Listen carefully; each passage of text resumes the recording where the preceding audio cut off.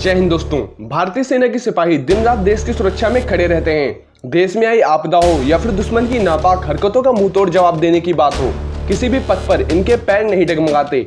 इनका सिर्फ एक ही उद्देश्य होता है, किसी भी कीमत पर देश के नागरिकों की सुरक्षा करना।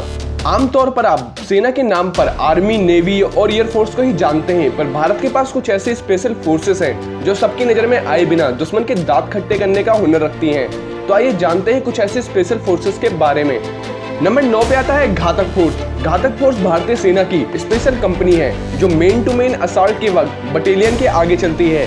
ये दुश्मन के तोप खाने पर हमला करने में माहिर होते हैं। इन्हें दुश्मन के साथ आमने सामने की लड़ाई लड़नी होती है। घातक फोर्स के जवान इतने ताकतवर होते हैं कि एक एक जवान कई दुश्मनों पर भारी पड़ सकता है। घातक फोर्स कमांडो को कर्नाटक के बेंगलुरु में ट्रेनिंग दी जाती है। ट्रेनिंग के तहत कमांडो को 20 से 60 kilometre battle gear round machine चलाना सिखाया जाता है। इसके बाद इन्हें हाई एल्टीट्यूड वॉरफेयर स्कूल भेजा जाता है।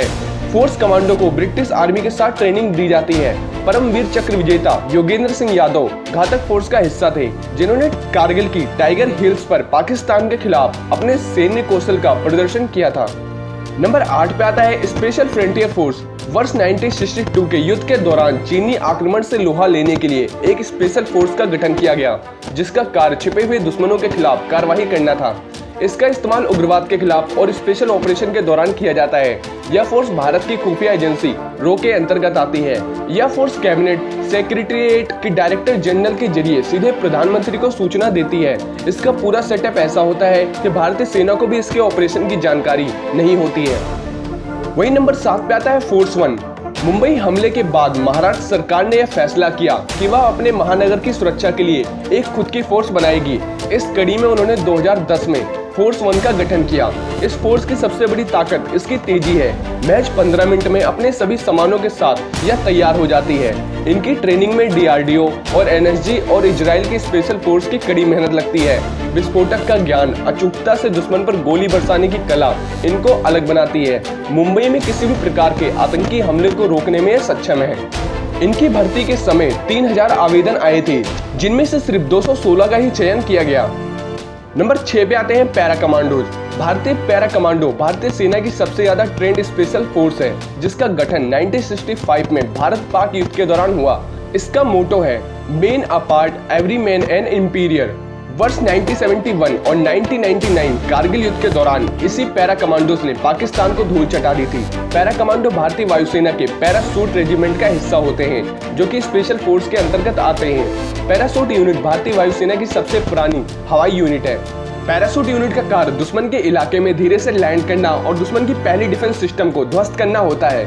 भारतीय सेना में मौजूदा वक्त में पैरासूट कमांडो टाइगर हिल्स जैसे पहाड़ी इलाकों की रक्षा क्षेत्र में बेहतरीन योगदान दे रहे हैं। वर्ष 1971 की भारत पाक जंग में 700 पैरा कमांडो ने लड़ाई का रुख बदल दिया था। पाकिस्तान के खिलाफ सर्जिकल स्ट्राइक के वक्त भी इनका उपयोग किया गया। पैरा कमांडो की आसमान से छलांग लगाने से पहले जमीन पर कड़ी ट्रेनिंग होती है, जो कि 15 दिन की होती है। पैरा कमांडो को आसमान में 5000 से लेकर 30,000 फीट तक की ऊंचाई से छलांग लगाकर दुश्मन का खात्मा करने की ट्रेनिंग मिली होती है। एक पैरा कमांडो के पास 2 पैरासूट होते हैं। पहले पैरासूट का वजन 15 किलोग्राम होता है, जबकि दूसरे रिजर्व पैरासूट का वजन 5 किलोग्राम होता है। वही नंबर 5 पे आता है स्पेशल प्रोटेक्शन फोर्स SPG। यह फोर्स का गठन 1988 में भारतीय संसद की ओर से किया गया था। इसका मुख्य काम PM और पूर्व PM और उनके परिवार की सुरक्षा करना होता है। राजीव गांधी की हत्या के बाद इसका गठन किया गया। यह अत्याधुनिक हथियारों से लैस होते हैं। इनकी ओर से खुफिया जानकारी हासिल की जाती है और लोगों की सुरक्षा दी जाती है। इनका ट्रैक रिकॉर्ड शानदार रहा है। राजीव गांधी की हत्या के बाद से किसी अन्य प्रधानमंत्री पर कोई हमला नहीं हो सका है। SPG को भारतीय पुलिस सर्विस की ओर से ट्रेनिंग दी जाती है। SPG के जवान अत्याधुनिक हथियारों से लैस होते हैं। नंबर 4 पे आता है कोबरा फोर्स। कोबरा फोर्स को कमांडो बटालियन फॉर रिसोल्ट एक्शन के नाम से भी जाना जाता है। यह CRPF की एक स्पेशल फोर्स है। इनका काम है जंगल की लड़ाइयाँ लड़ना। इनकी लड़ाई लड़ने के तरीके को गुरिल्ला टैक्टिक्स भी कहते हैं। इस फोर्स का गठन 2008 में नक्सलवाद को खात्मा करने के लिए किया गया था। वही नक्सली जंगल में अंदर छुपे होते हैं, इसलिए उन्हें ढूंढकर निकालने का काम इन्हें दिया जाता है। इस फोर्स का मोटो यश या मृत्यु है। जंगल में होने वाली लड़ाई में कोबरा फोर्स को भारत की सबसे अनुभवी फोर्स कहा जाता है। यह फोर्स पूरी दुनिया में जंगलों में लड़ने के मामले में मशहूर है। कोबरा फोर्स के सैनिकों को गुरिल्ला लड़ाई, बम को ढूंढना, जंगल में जिंदा रहने की तरकीबें जैसे हुनर सिखाए जाते हैं। मौजूदा समय में करीब 10,000 सक्रिय कोबरा सैनिक काम कर रहे हैं, जिस पर प्रति वर्ष 13 बिलियन का खर्च आता है। राष्ट्रपति समेत पूरी दिल्ली की सुरक्षा की जिम्मेदारी इनके ऊपर होती है। साथ ही इन्हें नक्सलियों से लोहा लेने के लिए भेजा जाता है, ताकि मुश्किल समय में भी सिपाही को पता हो सके कि उसे क्या करना है। यह फोर्स अब तक 2 शौर्य चक्र से नवाजी जा चुकी है। इन्हें 3 महीने की कड़ी ट्रेनिंग से होकर गुजरना पड़ता है। ट्रेनिंग के दौरान इन्हें जंगल से जुड़ी हर बात के बारे में बताया जाता है, ताकि ये हर हाल में दुश्मन को मात दे सके। नंबर 3 पे आते हैं मार्कोस कमांडो। मार्कोस भारतीय नौसेना की सबसे खास स्पेशल फोर्स है। इनका गठन 1987 में हुआ। यह हर तरह के कामों में माहिर है, फिर चाहे वह दुश्मन से आमने सामने की लड़ाई हो, बंदूकों को बचाना हो या फिर डायरेक्ट एक्शन लेना हो। और वहीं जल संबंधी कार्यों में इन्हें महारत हासिल होती है। इनका मोटो है द फ्यू द फेयरलेस। इस फोर्स को दाढ़ी वाली फौज के नाम से भी जाना जाता है, क्योंकि ये नागरिकों वाली जगह में दाढ़ी बढ़ाकर आते हैं, ताकि अलग से इनकी पहचान हो सके। यहाँ तक कि इनके घर वालों को भी नहीं पता होता कि यह मार्कोस कमांडो हैं। मार्कोस कमांडो हमेशा अत्याधुनिक हथियारों से लैस रहते हैं, ताकि यह हरदम दुश्मन से आगे रह सकें। कारगिल युद्ध और मुंबई 26/11 हमले में मार्कोस कमांडो ने बहुत मदद की थी। मार्कोस कमांडो बनने के लिए 2 साल की ट्रेनिंग होती है। इसकी खास बात यह है कि इसमें 20 से 24 साल के युवाओं का ही चयन होता है। पहली ट्रेनिंग के दौरान इन्हें अमेरिका व ब्रिटिश स्पेशल फोर्स के साथ काम करने व सीखने का मौका मिलता है, जिससे यह हर तरह से लड़ने के लिए तैयार हो जाते हैं। वहीं नंबर 2 पे आते हैं गरुड़ फोर्स। आसमानी रक्षक गरुड़ फोर्स का गठन 2004 में किया गया। गरुड़ फोर्स हवाई युद्ध में माहिर मानी जाती है। अपने हुनर से इनको पता होता है कि कैसे दुश्मन की सीमाओं में घुसकर अपने साथियों को सफलतापूर्वक बाहर लाना है। गरुड़ फोर्स को दुनिया के सामने 2004 में एयरफोर्स डे के दिन लाया गया। मौजूदा समय में 1000 सैनिक गरुड़ फोर्स में काम कर रहे हैं। बाकी फोर्स से अलग गरुड़ फोर्स सिर्फ एयरफोर्स के सैनिकों को ही गरुड़ बनने का मौका देती है।